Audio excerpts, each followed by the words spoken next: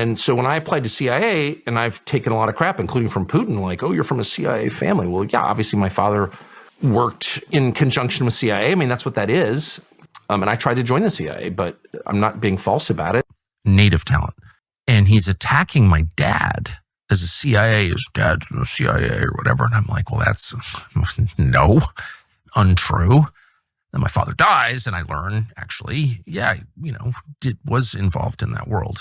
I was completely shocked by it. So no one has to believe me, but that's just a fact. Right. I am starting to question a person that I've been a pretty big fan of for a while, but the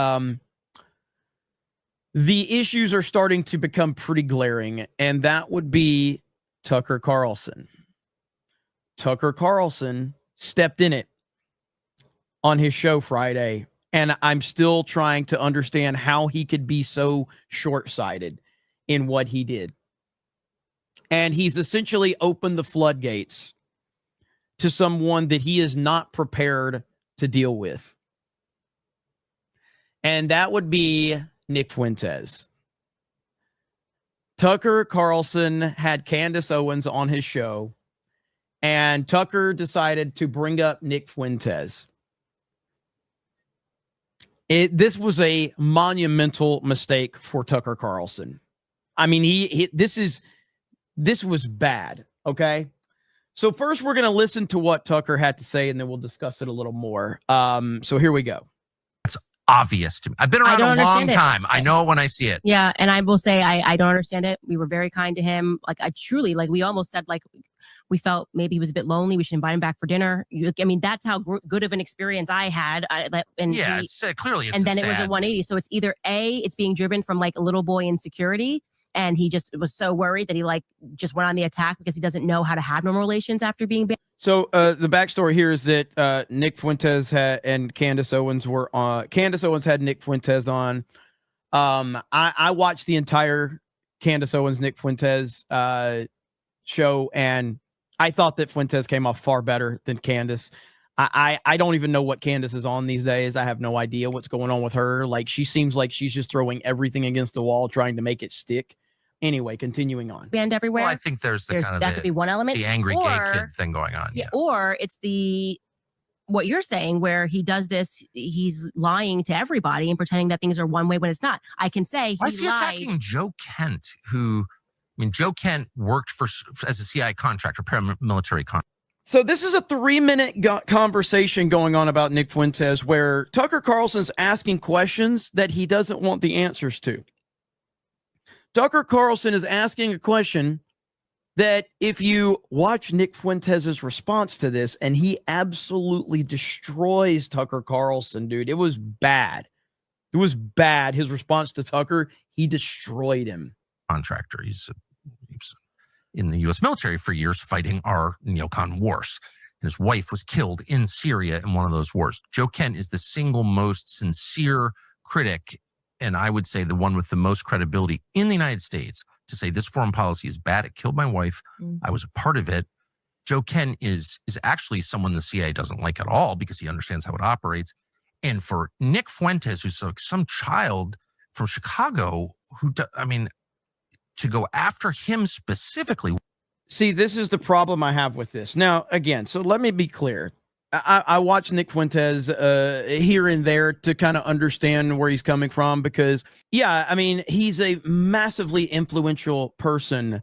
And regardless if you like him or dislike him, that's irrelevant. He has a ton of influence.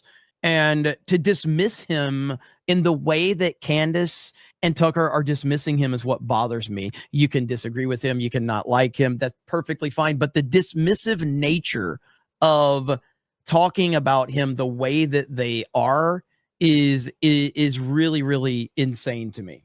One congressional seat in Washington State. That is random. It's not random, though. It's the opposite of random. Joe Kent was number one on the list of people they wanted to knock off, people who believe in our neocon foreign policy. They wanted Joe Kent out because he could stand up and say, I actually know. He called him Joe Cunt, by the way. He called him Joe Cunt. Just to be clear.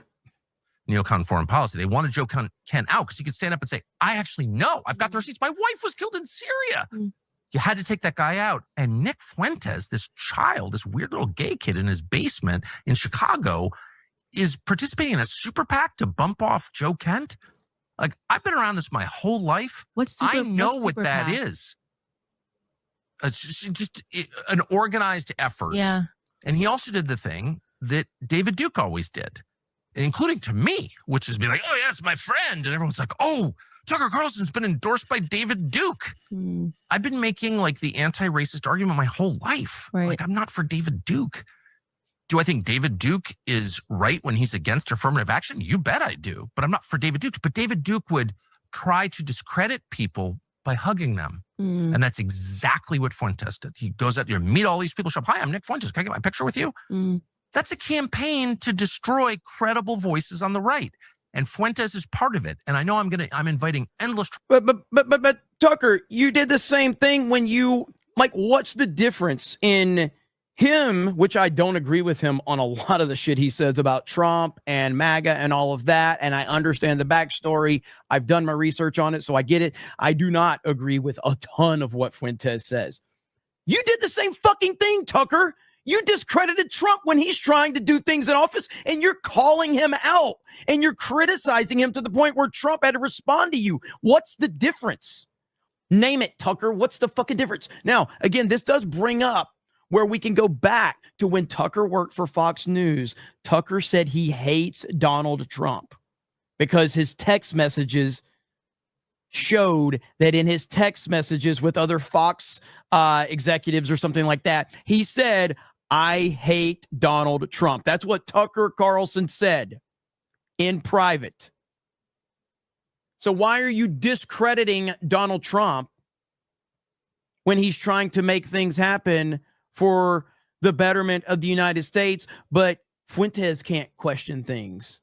Like, what the fuck are we talking about? Trouble by saying this because, this is a kid with a lot of spare time, but it's just a fact. And I've seen it a lot. Yeah. And I, you can believe me or not, but I know what I'm talking about. I can confirm he's dishonest. I mean, and I want to make sure I got this correct, but I think, because Tucker says he knows what he's talking about. So chat can correct me if I'm wrong on this, but I'm fairly certain that Nick Fuentes accused Tucker Carlson's dad of being CIA.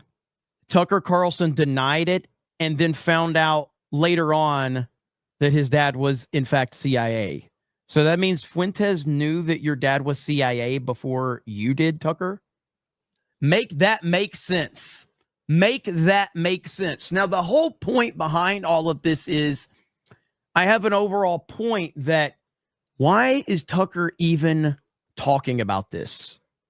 Why is Tucker even talking about this? Why is he even talking about Fuentes? Fuentes is a master at taking something that people say about him that have big followings like a Tucker Carlson or someone else, and then twisting it to his advantage. He's phenomenal at it. He's great at it. And that's exactly what he's done with this situation right here. I mean, so it's like you use that as your, like, I could not determine what his motives were. And I said, you know what? I don't have time for this.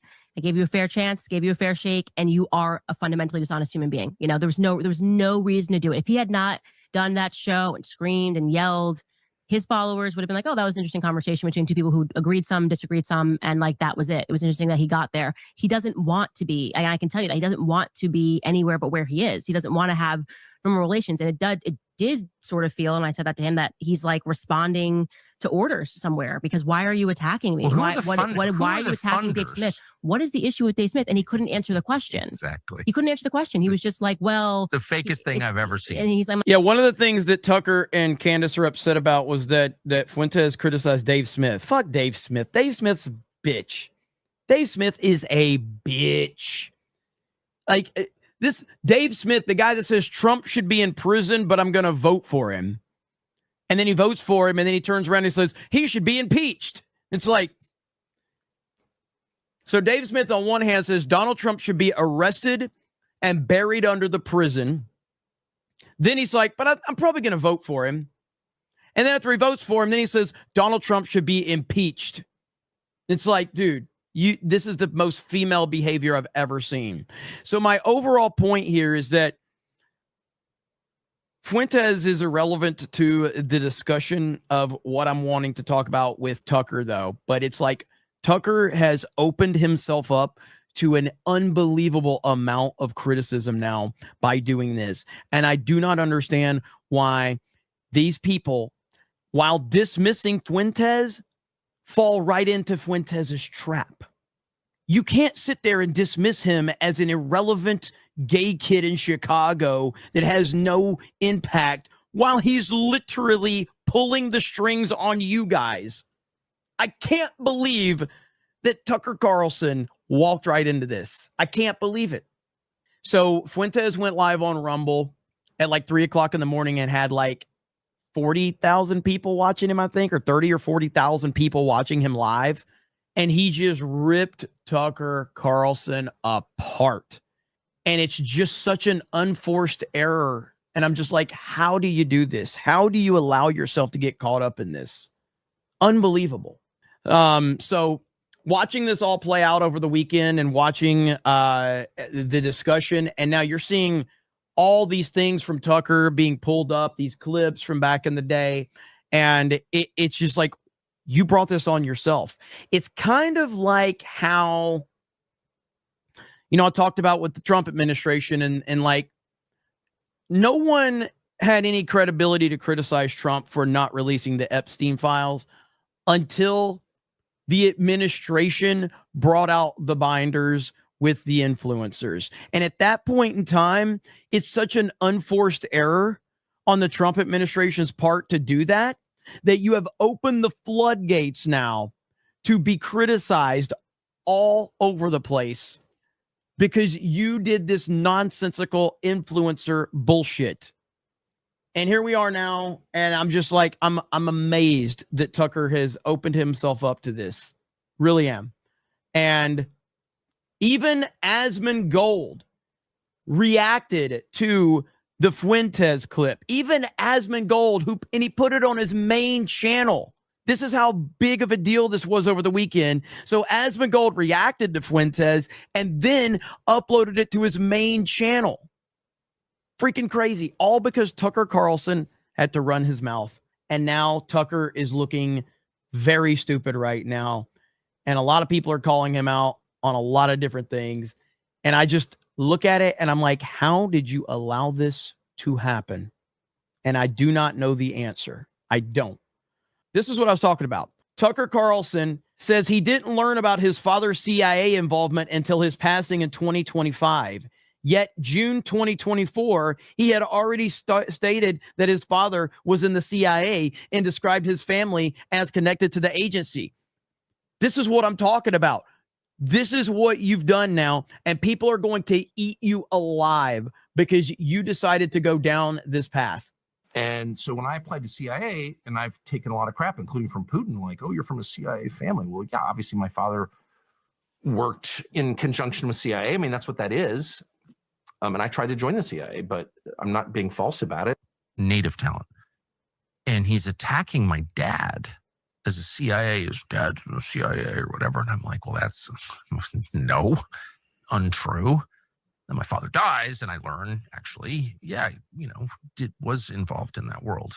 I was completely shocked by it. So no one has to believe me, but that's just a fact. Right.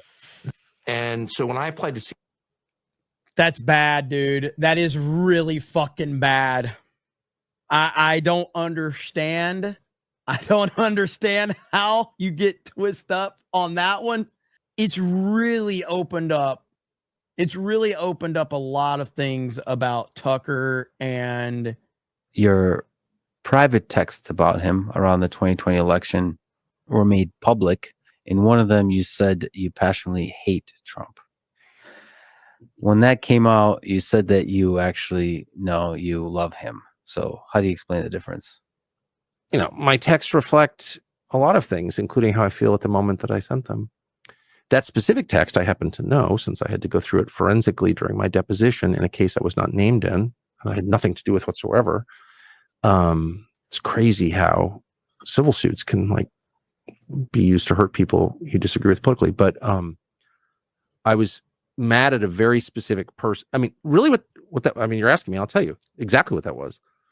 It was the second the election ended and they stopped the vote counting on election night. I was like, well, this is, and to be clear, I've known about this. I've known about Tucker saying this about Trump. I just was like, I'm gonna give him a pass. Tucker's done such good, it's not worth getting caught up on one little thing here. But it's like, now that you start seeing all these other things pop up, it's like starting to show a pattern now.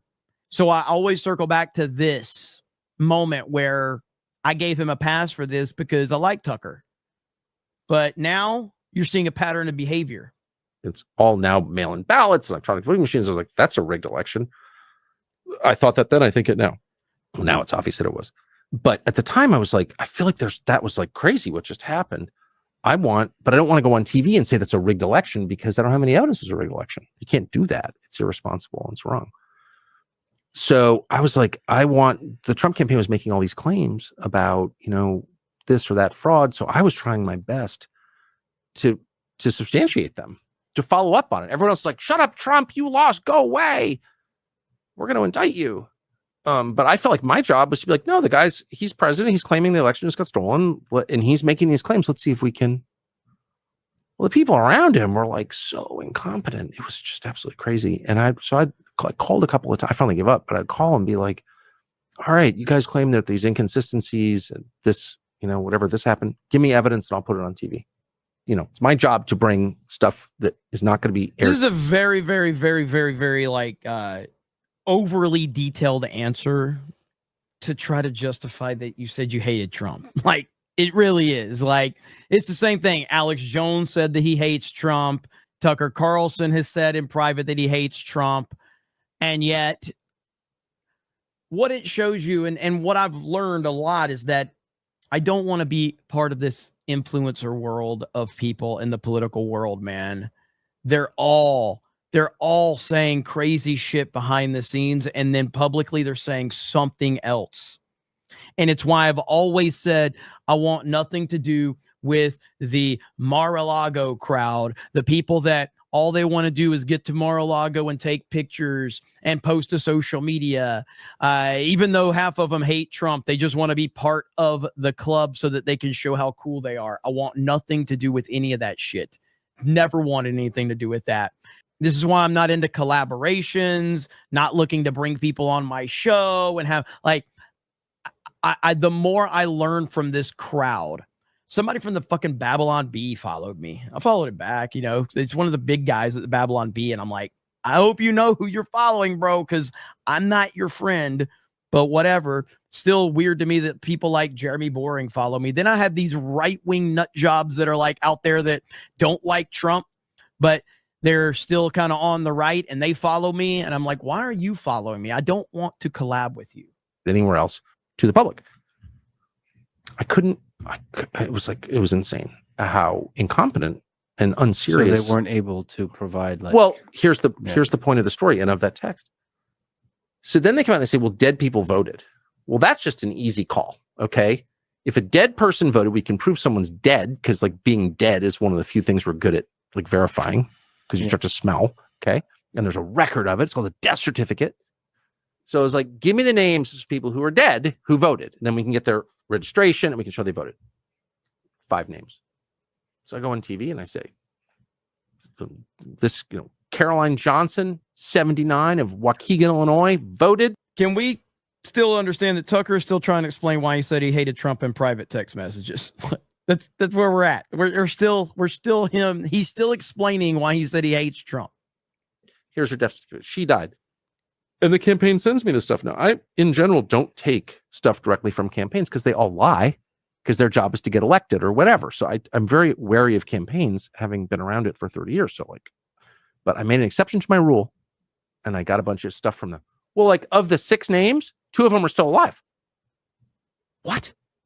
I immediately corrected it the next night. CNN did a whole segment on how I was spreading disinformation, which I was, by the way, So we're 3 minutes in. I don't want to listen to it anymore, but I do think that this is going to be a huge problem for Tucker moving forward. And he brought it on himself. He walked right into it.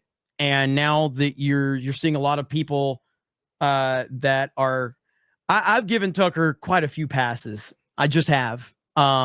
And now seeing how he just walked right into this one for no reason, a complete unforced error. And it's like, what are you doing, man? Like, I guess like after he criticized Trump over Iran, and then Trump tweeted out that Tucker apologized to him.